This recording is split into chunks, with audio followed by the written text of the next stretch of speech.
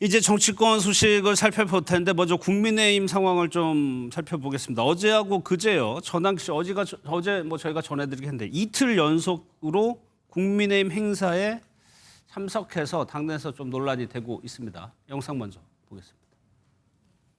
금기시하고 있는 단어가 부정선거 아닙니까?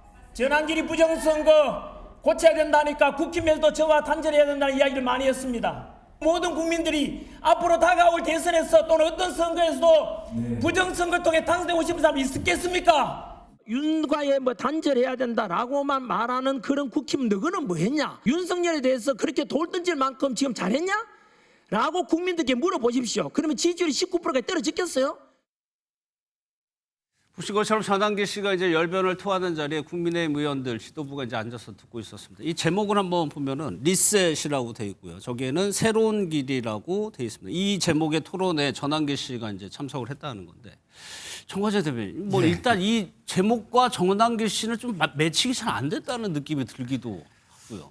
저도 왜 우리 당이 이렇게 주최하는 행사에 뭐 전환길 씨가 지난 탄핵 과정에서 여러 활약을 하긴 했지만 우리 당과 관련이 없는 분이고 그리고 그분이 주장하는 바가 범국민적 소구력은 전 부족하다고 보거든요. 우리 당을 지지하는 강성 지지자들의 좋은 얘기, 그분들이 좋아할 만한 얘기를 하는 재능은 아주 훌륭하신 분이라고 생각합니다만 그것이 과연 우리 당에 도움이 되는 방향을 제시하는 분인지에 대해서는 개인적으로는 의문인데 이분을 자꾸만 불러서 우리 당 행사에 주요 메시지를 전달하려고 하니까 가뜩이나 우리 당은 지금 쇄신과 혁신, 뭐 개혁하자는 얘기가 나오고 있음에도 불구하고 이런 메시지들로 인해서 묻혀버리게 되잖아요. 그래서 오늘 송원석 비대위원장이 이런 얘기를 한 것 같습니다.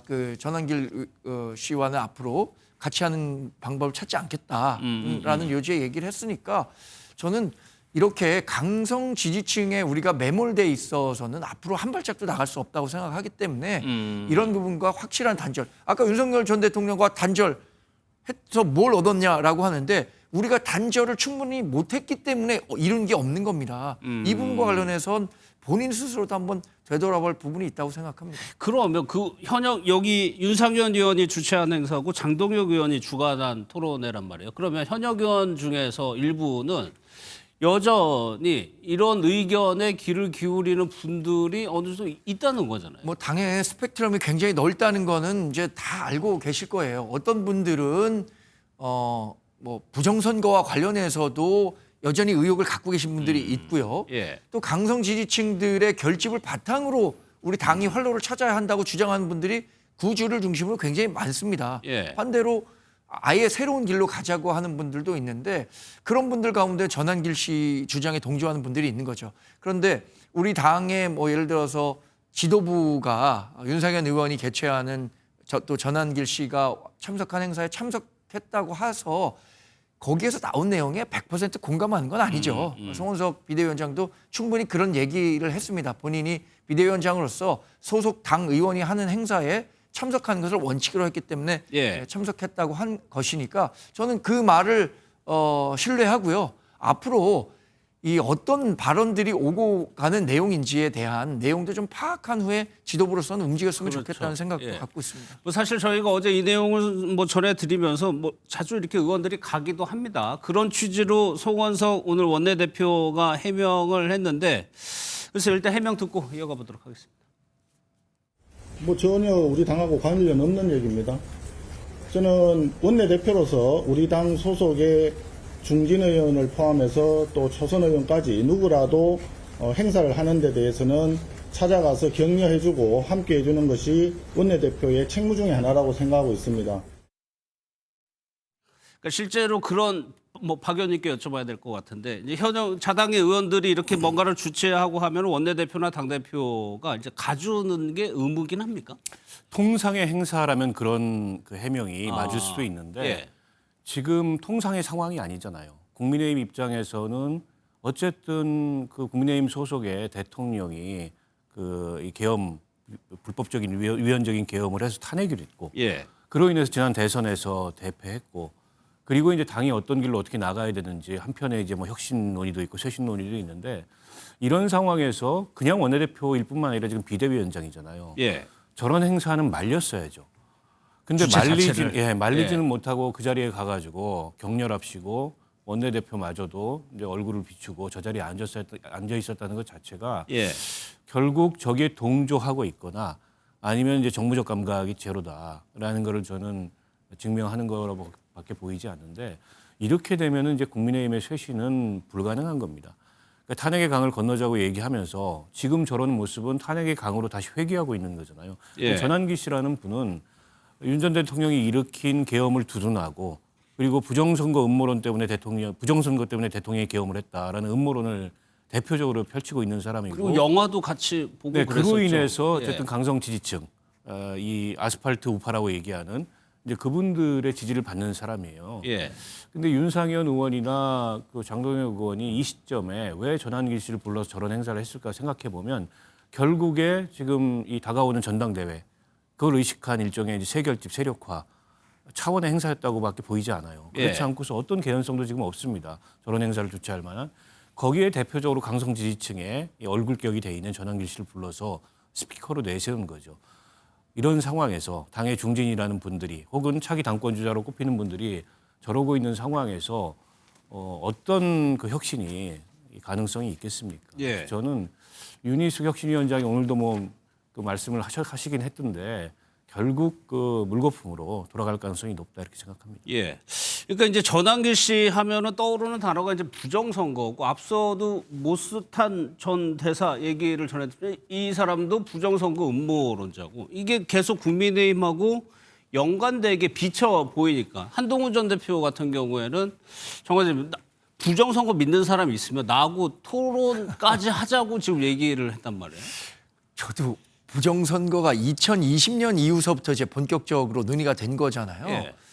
근데 부정선거와 관련해서 아까도 말씀드렸지만 법적으로 문제가 제기돼서 실제 소송이 진행된 경우가 굉장히 많습니다. 예. 한 번도 근데 법적으로 그 증명이 된 적이 없어요. 지난번에 선거관리위원장 사무처장인가요? 헌법재판소에서 등장했었을 때도 마찬가지고 윤석열 전 대통령이 그 부정선거, 그러니까 부실선거라도 막기 위해서 본인의 대학 친구를 그 선거관리 사무처장으로 예, 보냈던 예, 것 예. 아닙니까? 그런데도 왜 이렇게 그 뿌리 깊게 부정선거가 확산하고 있는지 그 원인을 저도 찾을 수가 없는데, 근데 그분들이 주장하는 근거는 그런 겁니다. 이 굉장히 고도의 해킹 기술이 있으니까 다수가 관여하지 않더라도 숫자를 조정할 수 있다 이건데, 예. 그랬다면 그 거기에 동조했던 사람이든 아니면은 외부에서 침입한 적이 있는 이게 남게 마련이거든요.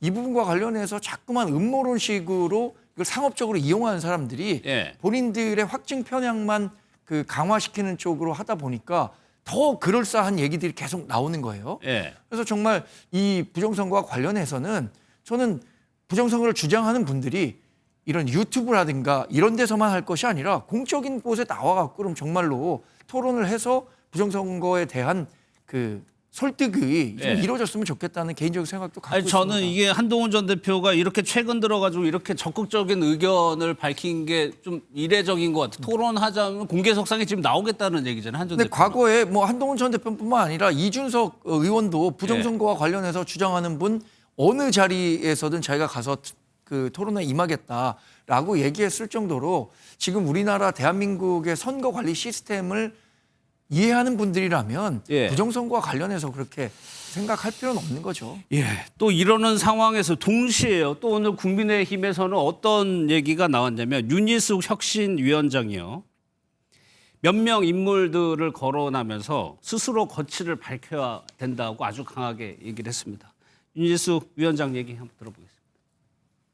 과거와의 단절에 저항하고 당을 탄핵의 바다에 밀어넣고 있는 나경원, 윤상현, 장동혁 의원, 송원석 대표는 스스로 거취를 밝히십시오. 의원 107명 전원은 개파의 이익을 추구하는 개파 활동을 근절하고 당의 분열을 조장하지 않겠다는 것을 결의하고 그리고 그 서약서를 국민께 제출하십시오. 이 발언인데 좀 여러 가지 짚어볼 대목이 있는 것 같습니다. 먼저 정광재 대변인께 여쭤봐야 될 것 같아요. 예. 4명을 콕 집어서 얘기를 했는데 지금의 비상대책위원장 원내대표도 포함이 돼 있어요. 그 지난 일요일인가요? 인적 쇄신 대상을 언급하는 과정에서 예. 뭐 이런 사람이 인적 쇄신 대상이다라고 얘기를 했죠. 그러나 실명은 얘기하지 않았었는데 이번에 실명을 얘기한 것은 지난 일요일에 본인이 얘기한 것과는 완전히 반대의 방향으로 가는 언행을 보이는 4사람의 정치인에 대해서 직접 언급을 한 것 같습니다. 예.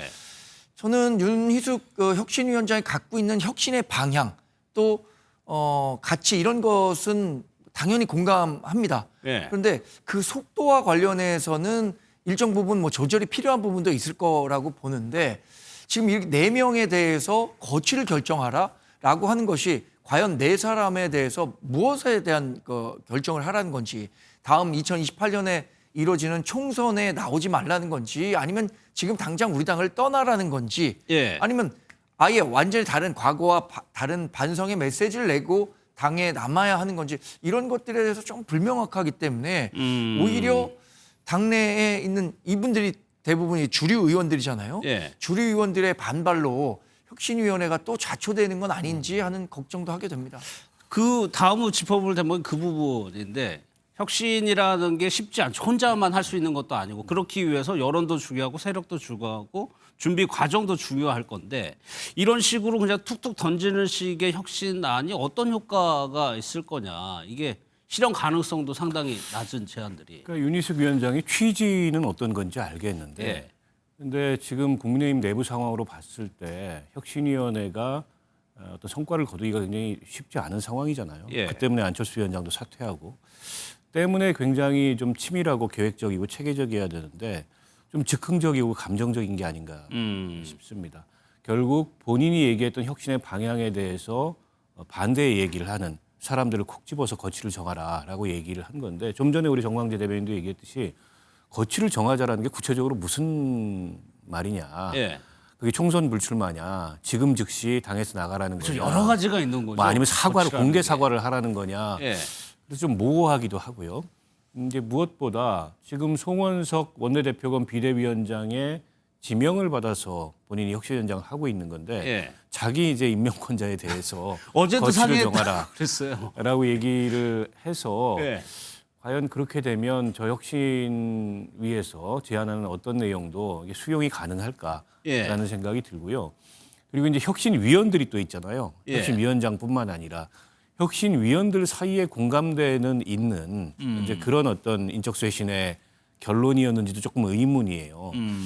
그래서 윤희숙 위원장이 지금 홀로 고군분투하는 측면은 있는데 예. 그냥 홀로 고군분투하다가 제풀에 지치듯이 끝날 수도 있겠다라는 생각이 들고 예. 어떤 혁신안도 지금 국민의힘 당연 당규에 따르면은 결국 비대위가 추인해야 그게 집행이 가능하거든요. 예. 근데 저걸 비대위가 추인할 수가 있겠습니까? 그러니까 비대위원장 보고 지금 스스로 거취를 결정하고 그런데다가 있거든요. 107명 의원들한테 개파 활동을 하지 않겠다라는 서약서를 언급하면서 뭐 전부 다 지금 모두 까기를 하고 있어요. 친한계를 콕 집어서 예. 친한계는 무슨 언더 73이라는 개파를 만들어 가지고 개파 활동을 하고 있다. 또 이렇게 저격을 했거든요. 아, 친한계가요? 예, 친한계를 향해서 그렇게 향해서? 저격을 했어요. 윤희숙 위원장이.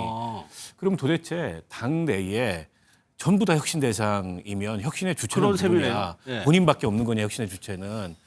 그래서 윤희숙 위원장이 결과적으로 뭐 다른 생각이 있어 저러는 거 아니냐 이런 얘기가 또 나오게 생겼습니다.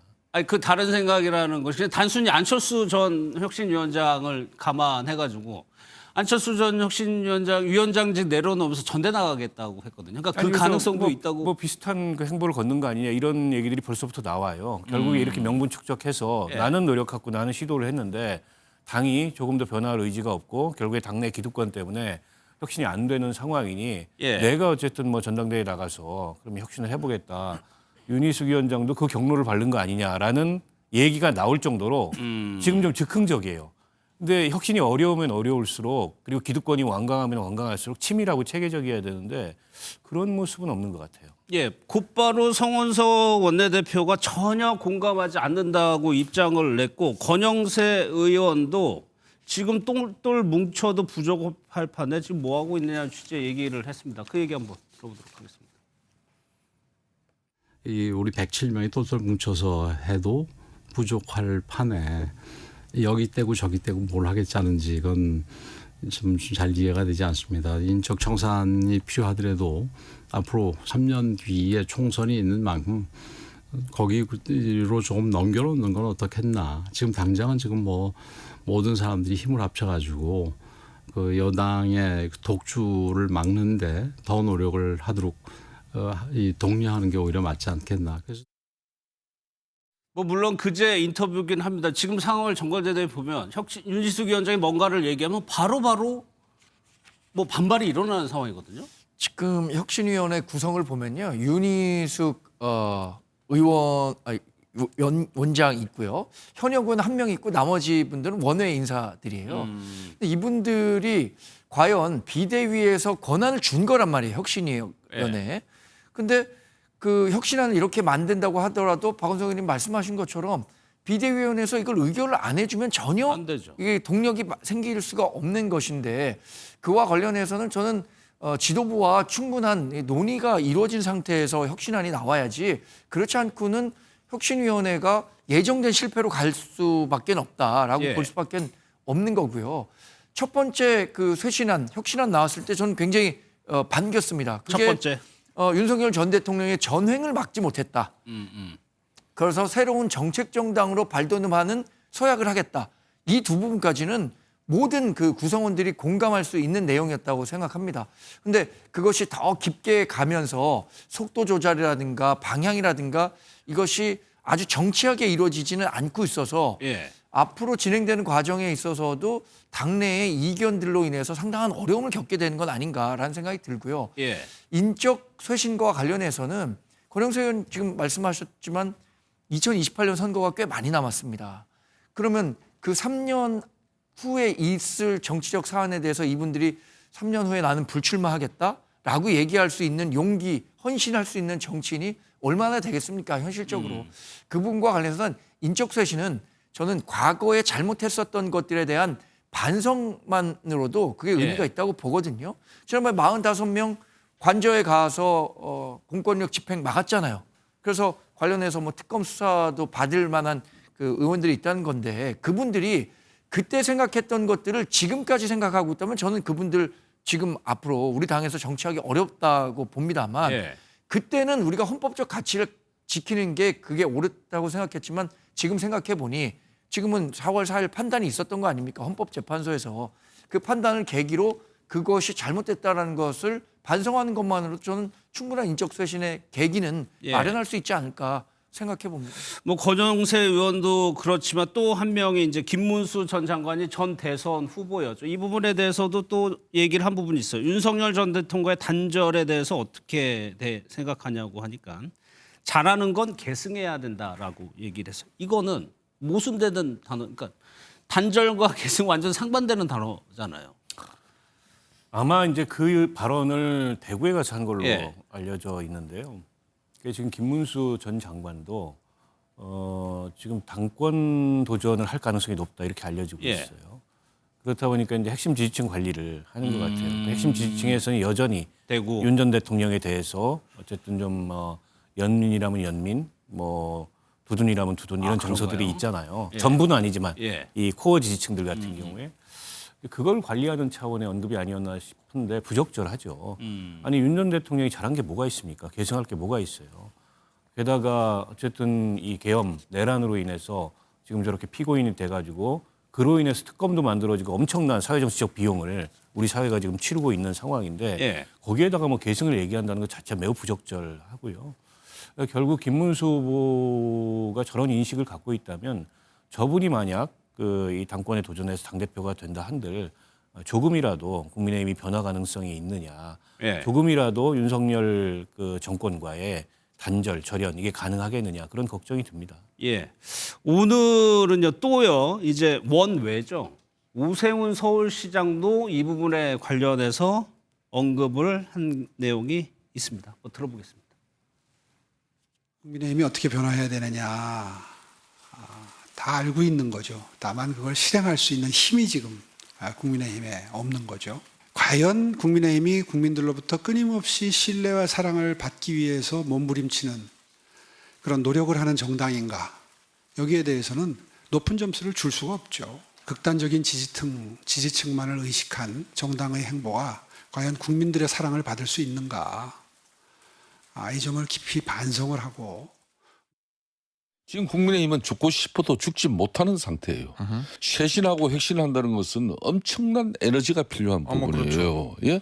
가장 그 심각한 문제는 에너지인데 그 내부 동력이 지금 없어요. 지금 이제 핵심이라는 것은 가죽을 벗겨내는 그 아픔을 감내하는 걸 그걸 핵심이라고 하는 거예요. 예. 그런데 그 살갗에 붙어 있는 트럭 몇 개조차도 지금 이제 벗겨내는 왁싱 정도도 지금 못 하고 있는 게 국민의힘입니다. 홍원재 대변인, 지금 오세훈 서울시장이 지적한 부분은 국민의힘 스스로 이런 자정할 능력이 없다라고 진단을 했거든요. 그런데 참 곤란한 질문인데요. 예.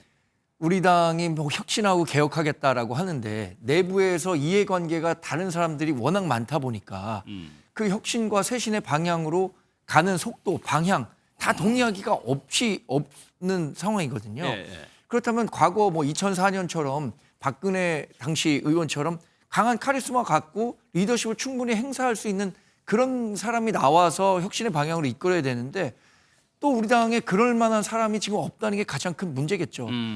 오세훈 시장도 마찬가지입니다. 본인이 정치적 영향력이 굉장히 컸다면 당 외에 있긴 하지만 본인이 생각하는 쇄신을 당에 아마 아이디어를 실현시킬 수 주고 있다. 예. 실현시킬 수 있었을 거예요. 근데 본인도 그렇지 못한 거 아니에요?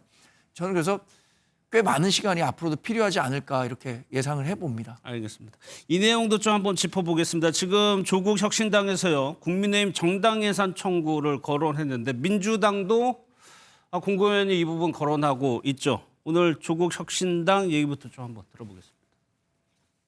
국민의힘은 제1야당 지위를 악용해 여전히 윤석열 내란을 옹호합니다. 조국 혁신당은 국민의힘에 대해 위헌정당 해산 청구를 진행할 것을 국민의 이름으로 진정합니다. 정당 해산이 아니고는 국민의힘이 헌정 질서를 훼손하는 행태를 멈출 수 없습니다. 조국 혁신당이 이렇게 하고 있는데 박 의원님께 여쭤봐요. 지금 더 주목해야 될 게 민주당의 움직임인데 지금 당권 주자 2명이 이 국민의힘 해산과 관련해서 정청래 의원은 아예 개정안을 대표 발의했고 박찬대 의원 같은 경우도 지금 가능한 상황이다라고 얘기를 하고 있어요. 민주당이 전격적으로 이렇게 적극적으로 나설 거라고 보세요? 저는 민주당 두 당권 주자의 발언은 다분히 선거용이라고 생각합니다. 때문에 그 정청래 의원이 냈다는 법안도 그게 이제 상임위에서 실제 통과되고 본회의에서 통과될 가능성은 없다고 보고요. 예. 오히려 그렇게 되면 역풍이 불 가능성이 높아요. 결국 이제 국회 의결만으로 그냥 해산할 수 있도록 하자는 거지 않습니까? 예. 근데 정당 해산 제도는 민주주의에 부합하지 않습니다. 그게 이제 독일이 대표적으로 그 제도를 만든 기원이고 지금도 운영을 하는 독일 역사상도 2번밖에 없었어요. 그것도 나치 후신 같은 정당을 해산한 겁니다.